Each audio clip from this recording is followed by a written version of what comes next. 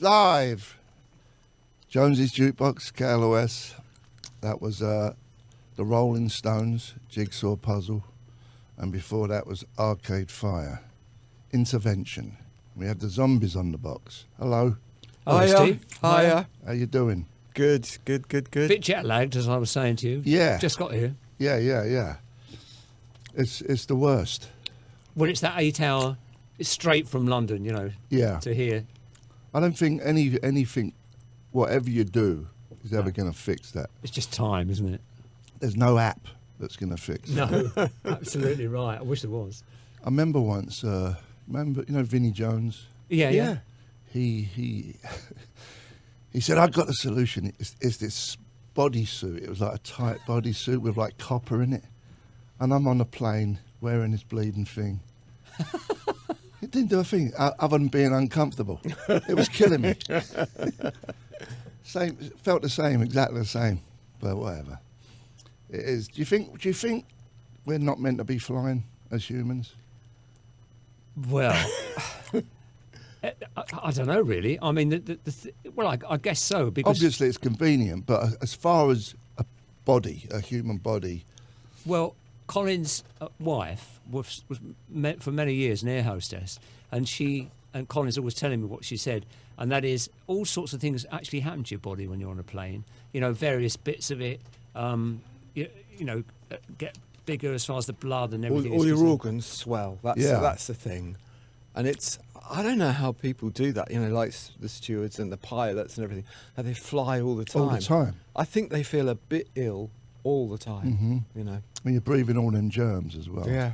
Yeah, we often used to come here and get a cold within 4 or 5 days. That's a nightmare for us. Yeah, we Yeah. start off with a cold. Yeah. And that'll take 2 weeks to shake off. Yeah. And we've got to play, 10 gigs in 2 weeks. Yeah.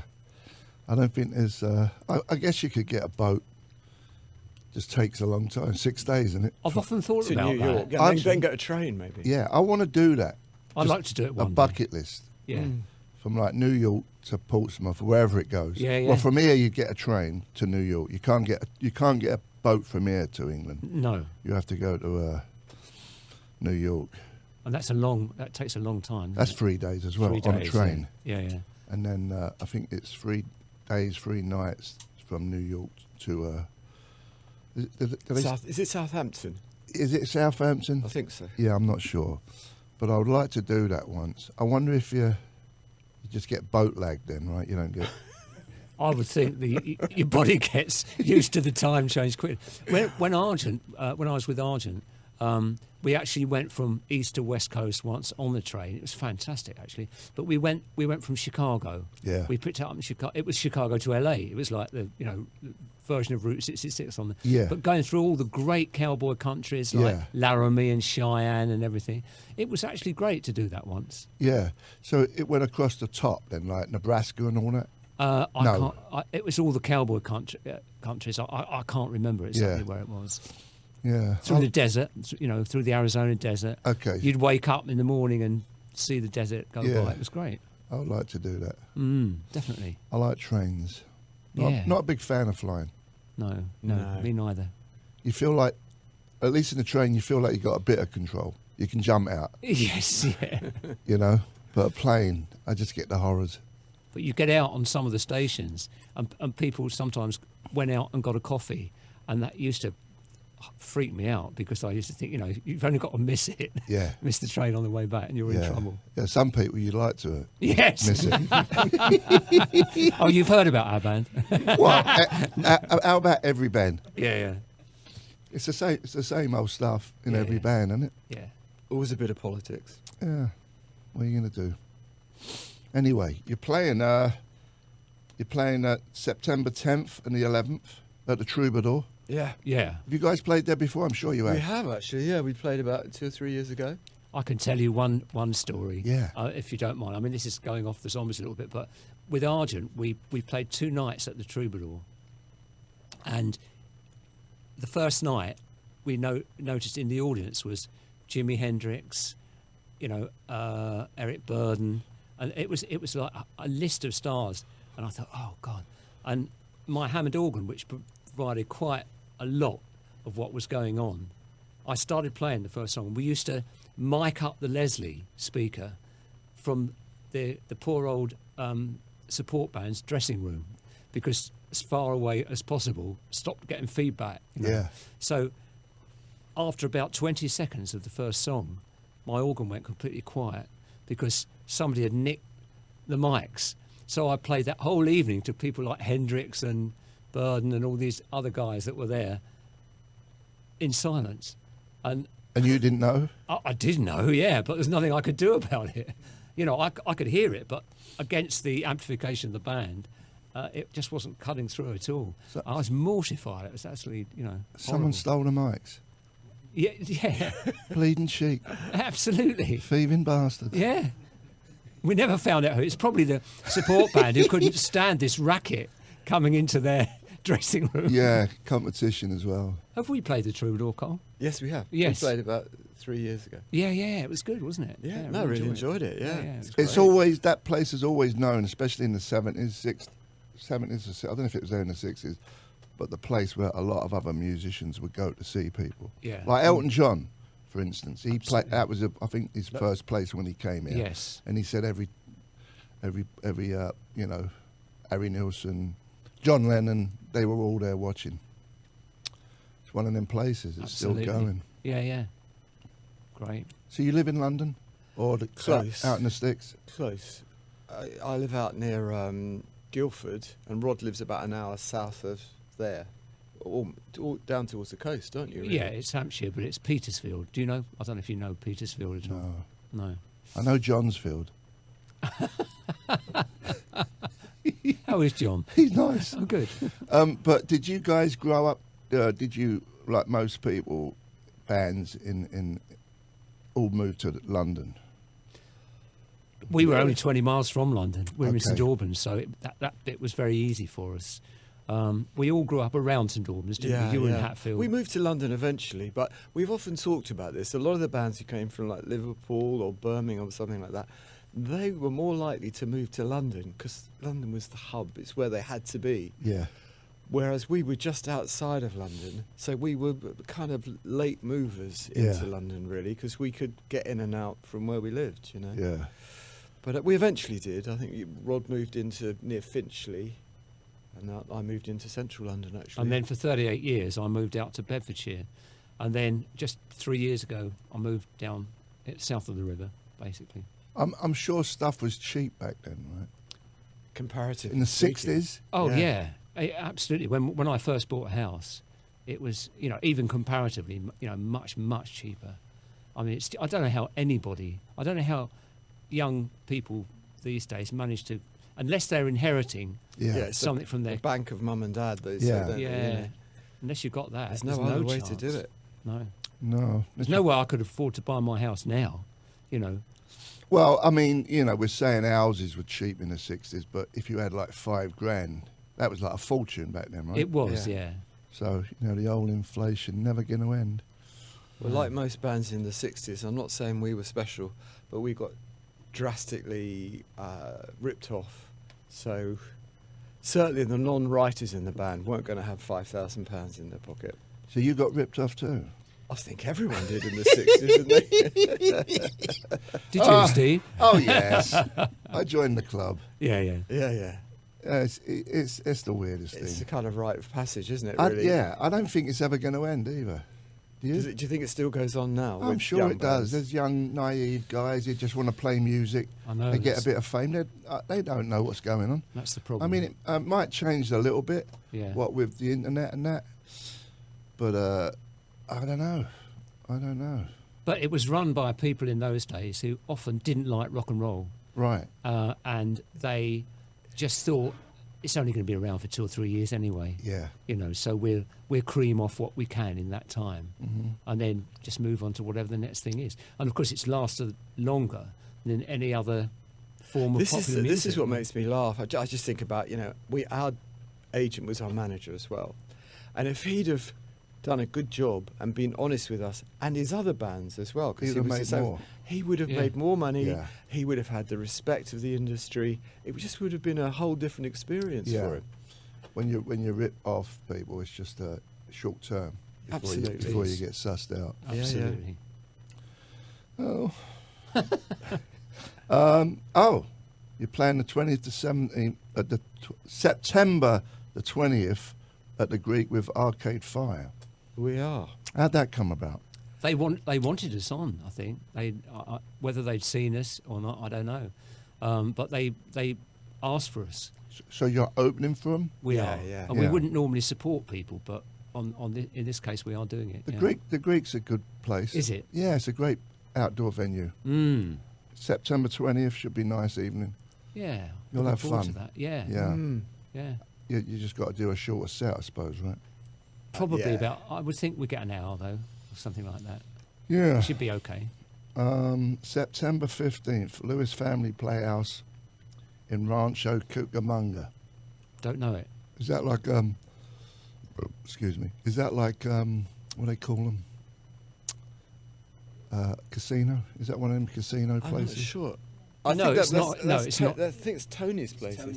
Yeah, it's someone we know who's worked with us, and he works in. He manages that theatre, so it'll be nice to go and see him. And I've heard so much about that theatre from him that I'm really looking forward to it. I think it's a beautiful little theatre. Yeah. Cool. I saw a documentary the other day called My Generation. Oh yeah. Have you seen it?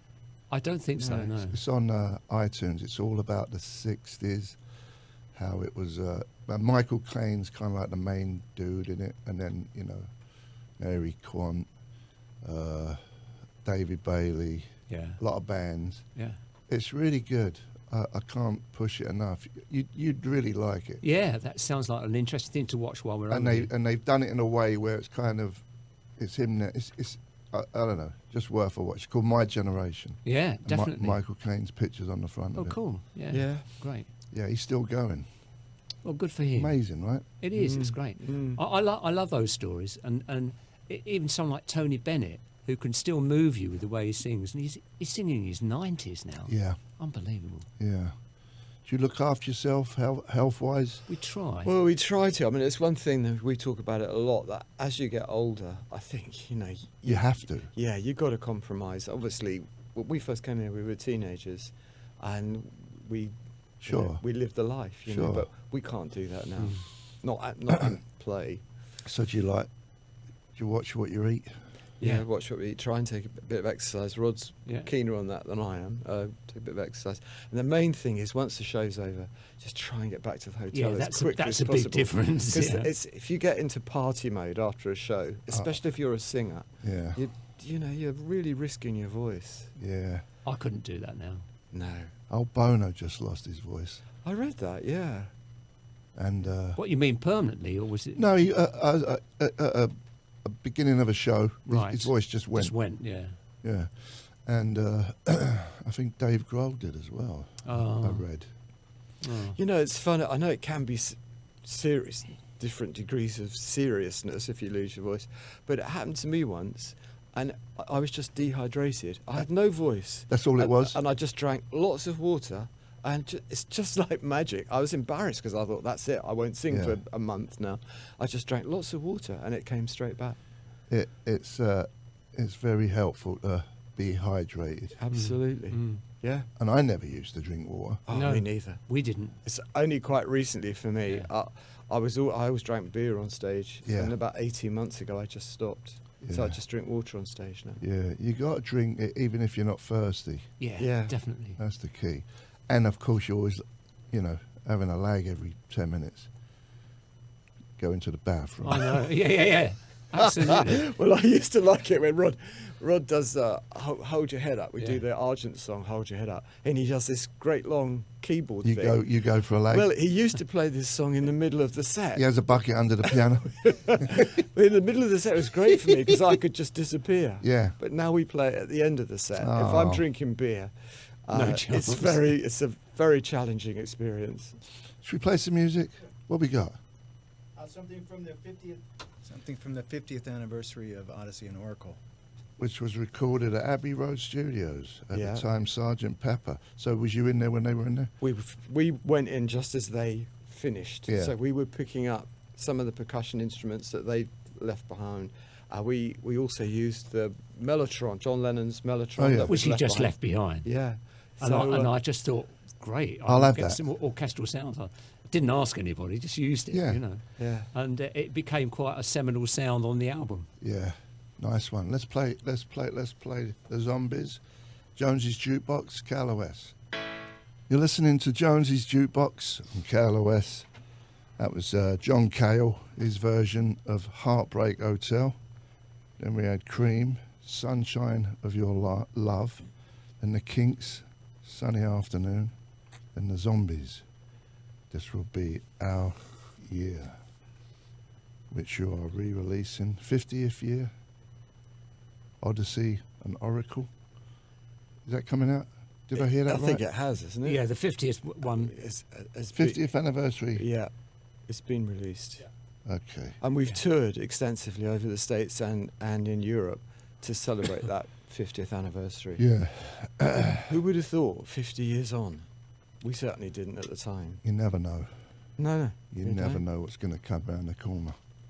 It's true. That's what we've learned, yeah, Yeah. definitely. No one does. No. No. You think you have a plan, Yeah. you know, make a plan, and it always, most times, don't turn out that way. But if you right. keep doing things for the right reason, in other words, because you're enthusiastic about what you're trying to do, Yeah, then you stand more chance of being prepared Sure. if something comes up. sure.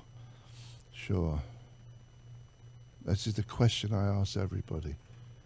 Where do you think we go after your brown bread? I don't think any of us really know for sure, do we? That's it.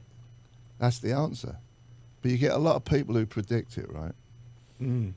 Oh, I was having surgery and I saw the light, the white light thing. Well, I'm sure that is true, but what that means exactly, you know, I think that, you know, we have to live this life down here, and we do it within the boundaries of our senses and what we know. There can be so much more in the universe, you know, because we're only equipped for this at Yeah. the moment. Who knows? It's just a body, isn't it? Really. It is I a th- load of cells. Yeah. Yeah. And your spirit leaves. Have you ever seen someone die dead? Yes. Yeah. And my parents. Yeah. You sort like you looked at them. I saw my dad just after he died. I was going away from the hospital and they phoned up and said he's gone, you know. So I came back. I didn't see the moment of dying, no. But they look like it's the life. Is it, you know, Oh, it's totally. all left. Absolutely. Absolutely. It's just a shell. Yeah, I always ask that question because I'm always curious of what other people, if they have other concepts of what. I'm sure people who listen to my show are like, oh, he's not asking that question again. But I always, it's different people have different views on that. And especially when you get older, I think about it a lot. Yeah, I think everybody does to an extent. Because I phoned up a friend of mine who I hadn't spoken to for quite a long time. And I said, well, how's your health now? Because there's a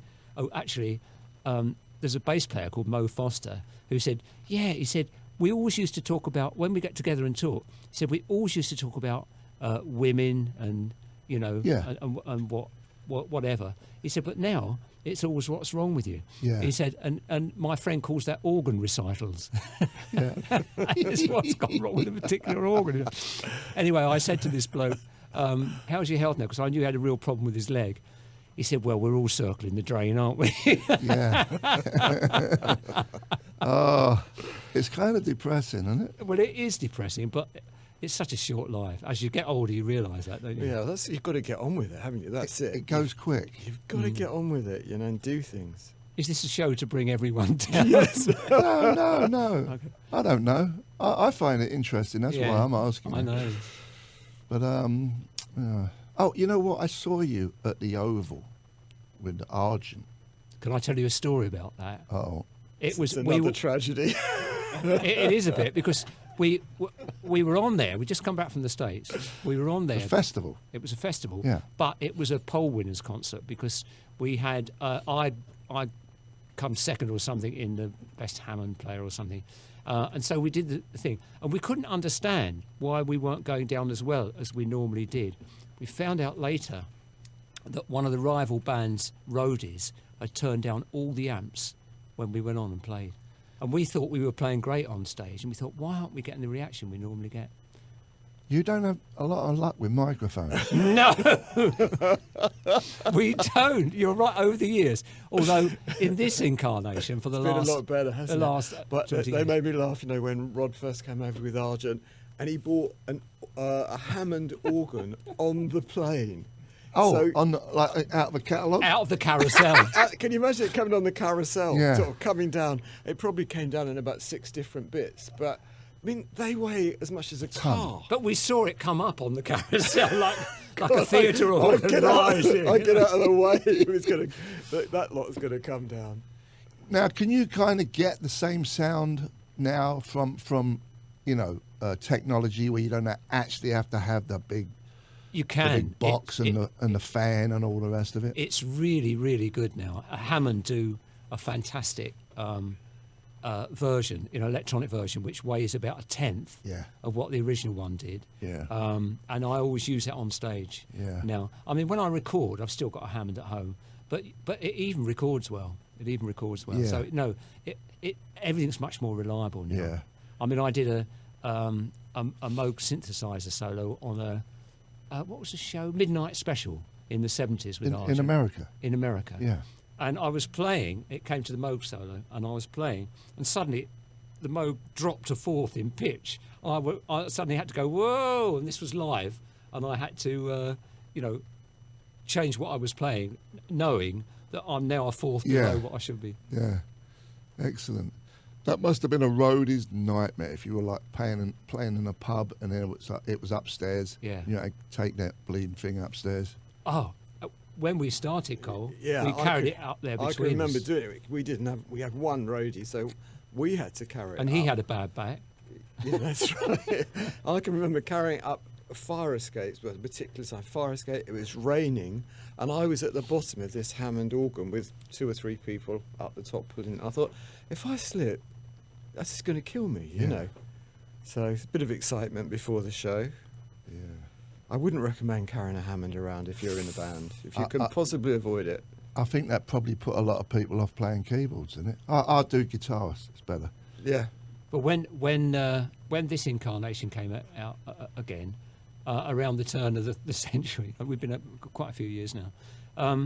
First of all, Connie said, "Why don't we do half a dozen gigs together?" And I said, "Oh, I don't know, Connie," because my memories were coming off the road with Argent. We had to carry PAs around with us. You know, the whole situation. You were always was having your different. mic stolen as well. Always having our mics stolen, absolutely. And our bass player, Jim Rodford, who played with the Kinks and with Argent, the original Argent, he said, "It's not like that now, Rod. It's so different." And I didn't believe him, but it really was. Yeah. You know, it's much more reliable. Yeah. Everything was not as big a deal.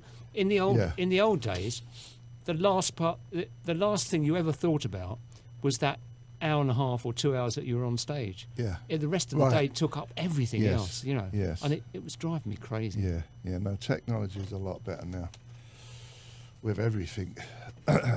Should we do a number? Okay. So you're going to play the keyboards, Apparently, yes, I've got a piano, Collins. sample I'm piano. going to gonna have a sing. sing. I'm going to play acoustic. Right. Okay. Well, do you know time in the season? That's in E minor. Let me see. I think I could knock this up real quick. Okay. Jonesy's Jukebox. Do you want to test it? Do you want to test your sound a bit? Okay. Can't hear that. Have you got your... Yeah. Hang on, I'll just turn this up a little bit. Okay. Yeah. How's that? Yeah. 1, 2. Yeah.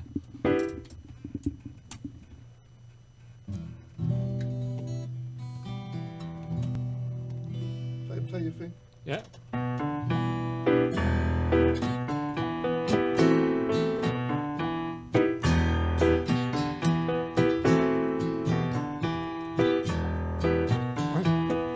Let's keep going. Here we go. It's the time of the season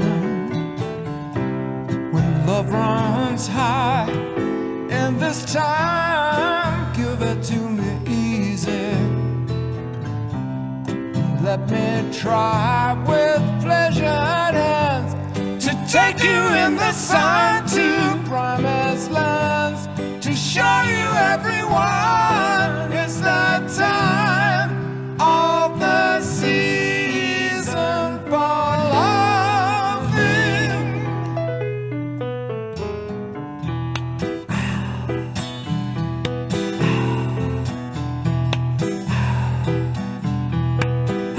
What's your name? Who's your daddy? Is he rich like me? As he take on any time to show you what you need to live.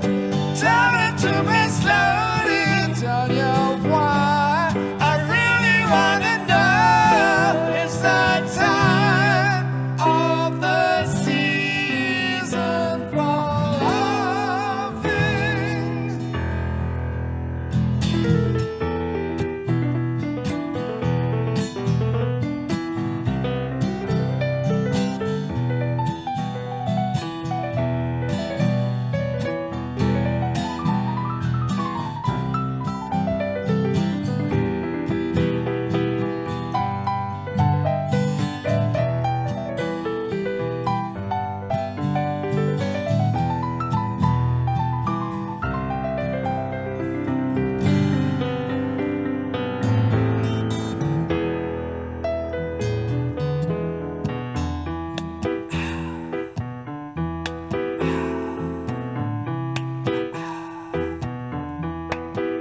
What's your name? Who's your daddy? Is he rich like me? As he take on any time to show you what you need to live. Tell it to me slowly, tell you why. I really wanna know. It's the time of the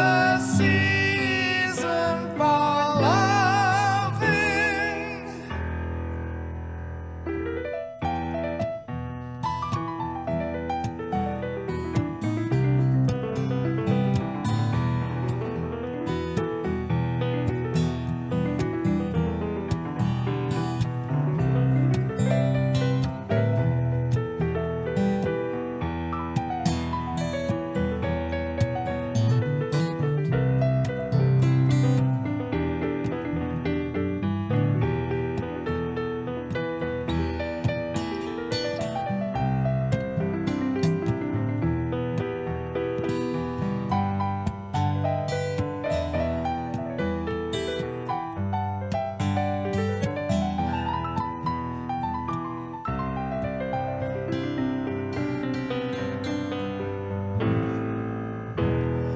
It's the time of the season for loving. It's the time of the season for loving.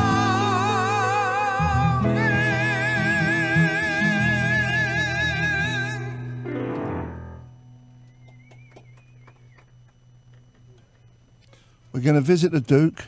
We're here with the Zombies. You're listening to Jonesy's Jukebox on KLOS. See you in a minute on KLOS with my guest, the Zombies. And that was She's Not There. And then we had Argent before that. Hold Your Head Up. That song, She's Not There. What was we saying when it was being played? It was the first It was the first self-written. song after the Beatles by an English band to make #1 in the States. Yeah. It hit #1 in Cashbox, and it may have been #2 in Billboard. In those days, Cashbox was even more important than Billboard, if anything. But they were the two, great magazines. It made the 9 o'clock news. I remember phoning home. I was still living at home. I was 18 years old when we were over here, and my mother answered the phone. And she said, "Oh, you've just been on the 9 o'clock news." And I thought, "Oh shit, what have I done?" Over here. But she said, "No, you've been on the 9 o'clock news." They said you're the first English band after the Beatles to hit #1 in America with a self-written song. Wow, that was good. Yeah, it was really great to hear that. Yeah. I tapped on in the middle of that, the kind of solo. It sounds very Doorsy, but then now when we mention that to you. You were before the Doors. We were before the Doors, yeah. They started, I think, in 65. That was in 64. She's not there. Yeah. And I have heard that apparently they used to listen to us, and the keyboard player used to, listen to what I was doing, etc. I think they've done more than listen to you. But it's good. It's lovely, yeah. I mean, everybody. I think the secret, when you, if you like, borrow from people, is not to do it note for note, but just sort of imbibe what you're listening to, Yeah. and let it have its effect on what you're doing. Have you done any thievery with? Not complete thievery. I mean, I was very into. I mean, I loved when I started. I loved early rock and roll, like the early Elvis from Hound Dog, Mystery Train, and That's All Right, Mum, all those things. Just absolutely loved it. But I also, at the same time, listened to a lot of jazz, a lot of Miles Davis, etc. that I was hearing at the time, and the sort of in She's Not There. Many years later, when I was speaking to Pat Metheny, he said that was the record that made me feel I had a way ahead. He said all the modal stuff. I thought, there's no modal stuff on there. But then I realised that basically A minor to D, which is the way I was thinking of those early the verse chords. Play it. I put a little modal passage over it without even thinking, because that was the effect of the Miles Davis theorem. Instead of just... Yeah. Instead of that. Interesting. And so things like that. And I loved Jimmy Smith when I first heard him, but I never copied solos note for note. Yeah. But by hearing it, you can hear some of it come out in what you're doing. So did you learn at an early age? Did you get a keyboard for Christmas or something? My dad was the leader of a semi-pro dance band from the age of 17 to the age of 83. So we had a piano at home. Right. Stand-up one? It was upright piano. And even though I loved sport and I loved going out and playing with my mates, playing football and everything, I got so interested and ensconced in messing around on the piano and thinking, I remember thinking, I was self-taught really, so played by ear. And although I taught myself later to, music. To read, etc. But I remember my first huge revelation, I thought, when I was about 11 years old, was the key of C. And I thought, okay, on C, if you play a chord of C, and D, if you play a chord of G, and E, you play a chord of C, and like a 3-chord thing all the way up. I thought, now I can play anything in the world. I obviously couldn't. But I thought I got the secret of Western harmony. But that was my first little thing, and I was so excited. And I think when you teach yourself things, you learn it really from the bottom up. You understand because you've come across that discovery for yourself. And I loved all that. So you were drawn to the piano because you had one in the house? Because there was one in the house. I loved music. I did love music always.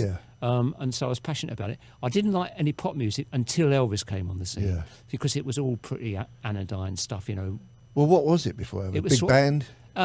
Perry Como? It was Perry Como.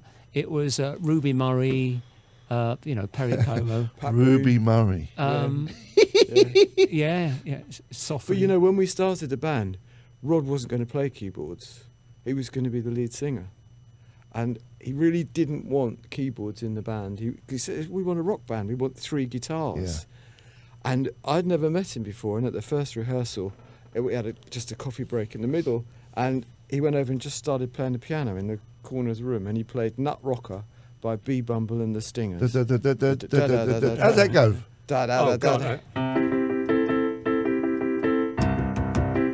And Dun, dun, dun, dun, dun, dun, yeah. God, I haven't played it for 55 years.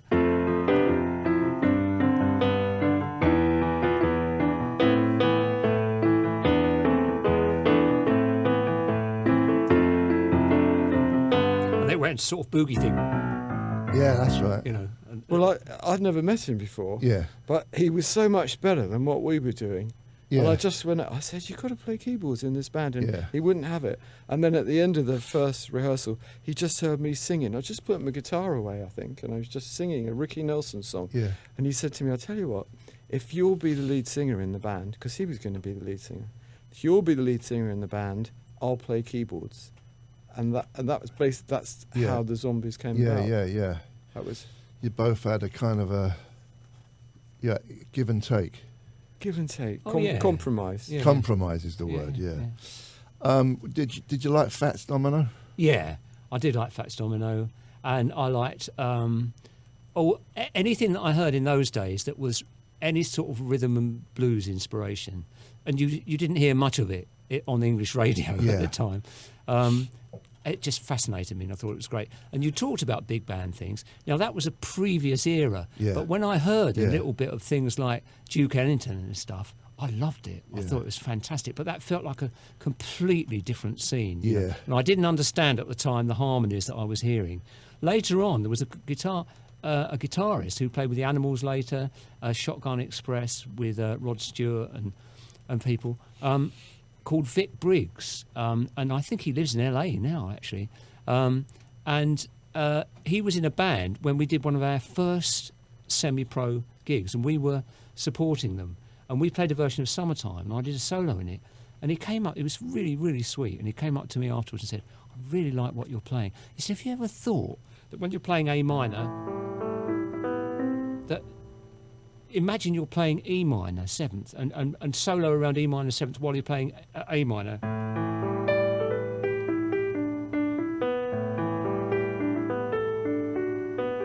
And suddenly, a lot of the stuff that I was hearing on some of these jazz things came into focus because it was like the upper harmonics of a chord. You know? Yeah. So little things like that were revelations. And if you're passionate about music, as I was at that age, and I think, if you're into music and you're in your early teens or mid-teens, Yeah. that's the time when it's everything to Yes. you. It really is. Indeed. You know? Did you like both of them, or did you have a favourite over Little Richard and Jerry Lee Lewis? Strangely enough, being a pianist, I think Little Richard I would choose because I just love the grit in his voice, Yeah. and that blues content, and things like Lucille. And I remember when the Beatles came on the scene, and they were doing live things with Brian Matthews on the Saturday Club. yeah, and he sang Lucille. He did it brilliantly, and he was the first white guy I'd ever heard capture that Yeah. spirit, Yeah, yeah. Well, listen, this is very interesting. I could go on talking about. I love it when you play piano. Oh, thank you. Play me something. Play you something. All right, here's a bit of Duke Ellington.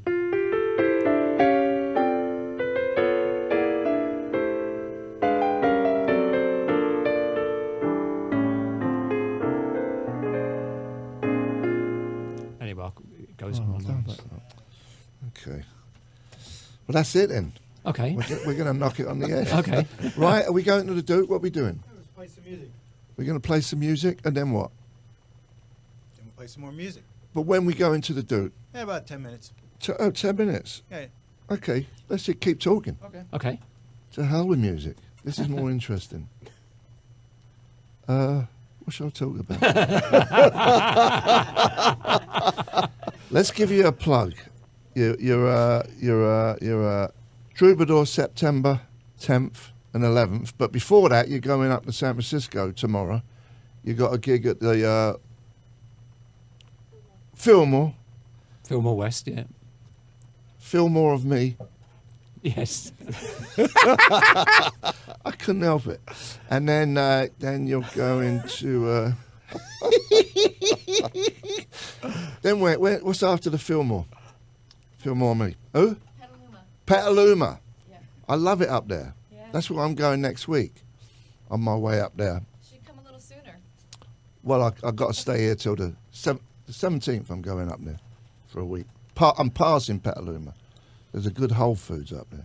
Oh, great. Oh, good. Yeah, right on the main road there. Yeah, we always try and check out that whenever we can. Yeah, and then after Petaluma, you're coming back here. That will be the 10th and the 11th at the Troubadour. And then you're going back up to Santa Cruz, right? They go to San Luis Obispo That's on what the I 13th. said, San Luis Obispo. Yep. And then they're playing the Kaboo Festival in Del Mar on the 14th.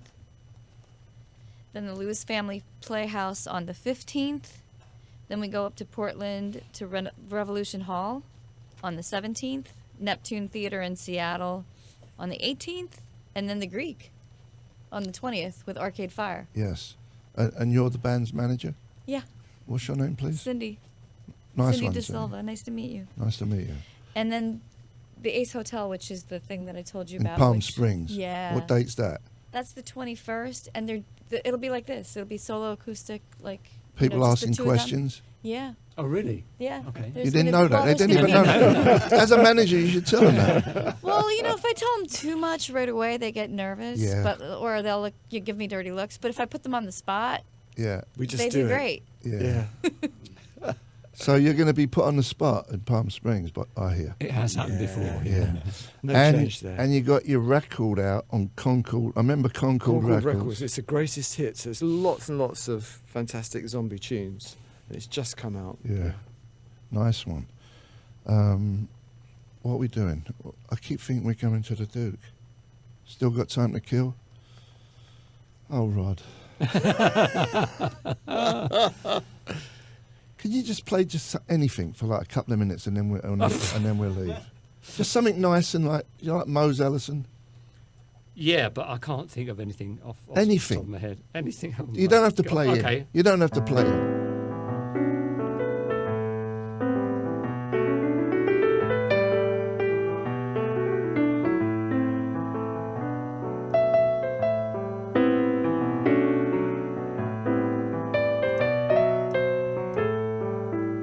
Summertime.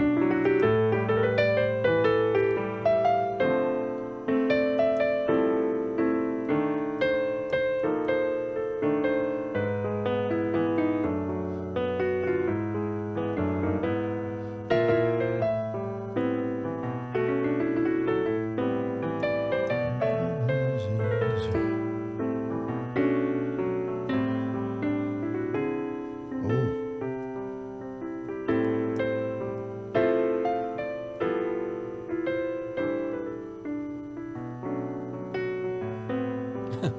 It's all right. If this music thing don't pan out, I think you can get a gig in Beverly Hills Hotel. In the Yeah. Looking forward to that. Listen, thanks for coming by. Yeah, great pleasure. That, been a that was a pleasure. blast. That was a real good time. We're going to visit the Duke and go and see him at the Troubadour on the 10th and 11th. The Zombies. Thank you. KLOS and Disney team up.